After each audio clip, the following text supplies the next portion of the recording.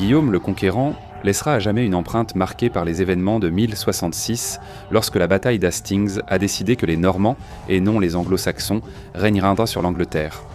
Qu'est-ce qui a poussé le duc de Normandie à réussir cette conquête remarquable ? Qui était le duc Guillaume avant de devenir roi conquérant ? Qu'est-ce qui a conduit à la création du duché de Normandie ? Pour créer une lignée de conquérants et d'aventuriers qui s'empareraient de terres autour du monde méditerranéen. Aujourd'hui, dans Real Crusades History, nous allons découvrir l'ascension de Guillaume le Conquérant, duc de Normandie.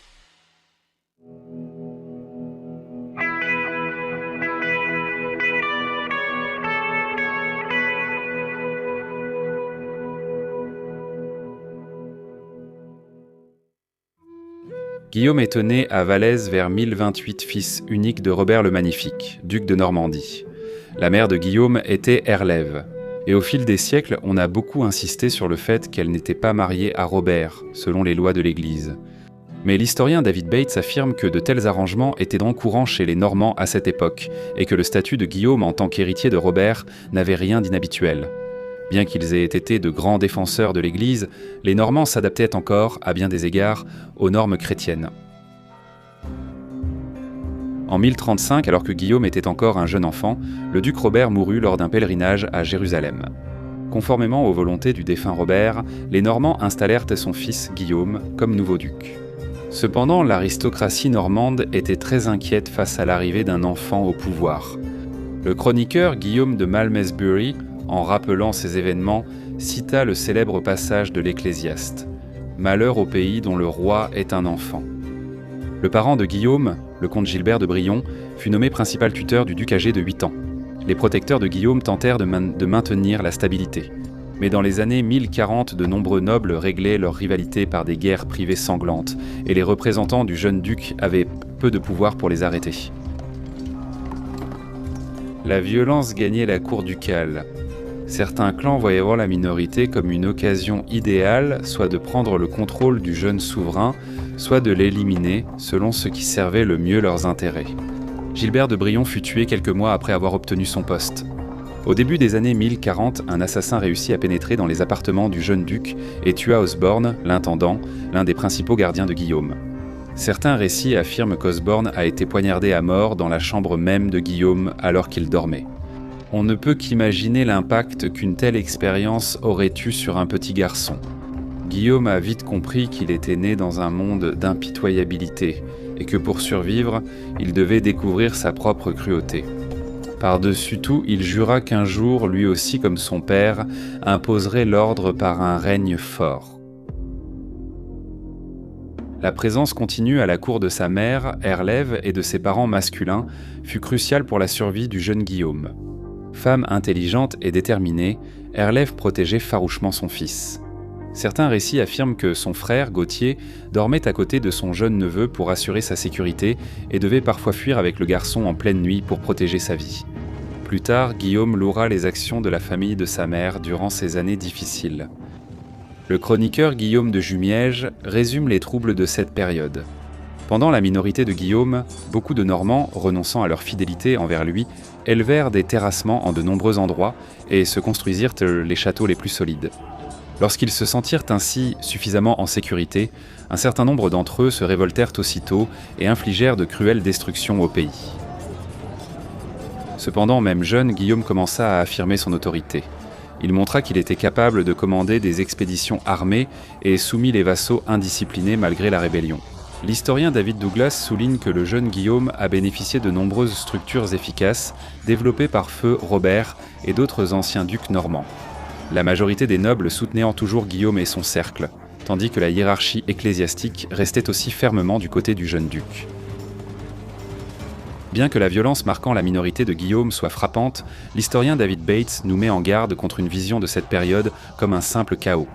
La haute noblesse normande se disputait le contrôle de l'avenir du duché, mais leur querelle était régie par un code d'honneur strict, ce qui limitait la brutalité. Bates appelle cela une violence structurée culturellement. Par exemple, Bates cite l'assassinat d'Osborne le sénéchal, qui a été commis par le fils d'un noble appelé Roger de Montgomery.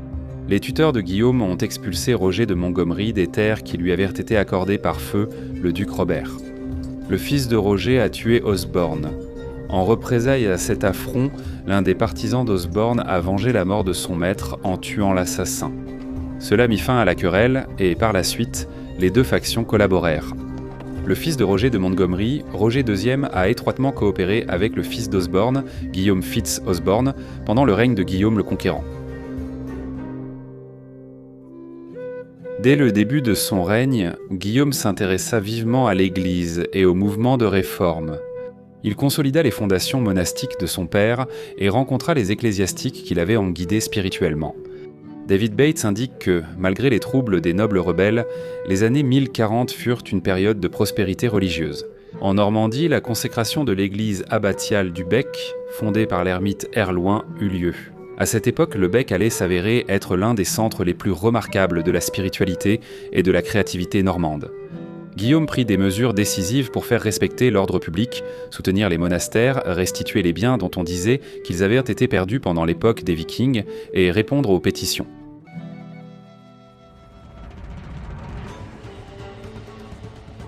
Le grand défi du début du règne de Guillaume vint de Guy de Bourgogne, le cousin de Guillaume et son compagnon d'enfance. Guy échafauda un complot pour évincer Guillaume et s'emparer du duché pour lui-même. Grâce à ses liens avec la famille ducale, Guy devint un aimant pour les nobles. Mécontent du règne de Guillaume, il fut rejoint par Nigel, seigneur du Cotentin, et la rébellion prit de l'ampleur alors que ses forces se dirigeaient vers l'est, au cœur du duché. Guillaume fit appel à son suzerain, le roi Henri Ier de France. Henri répondit favorablement. Il rejoignit l'armée du duc Guillaume près de Caen, en plein cœur du territoire rebelle.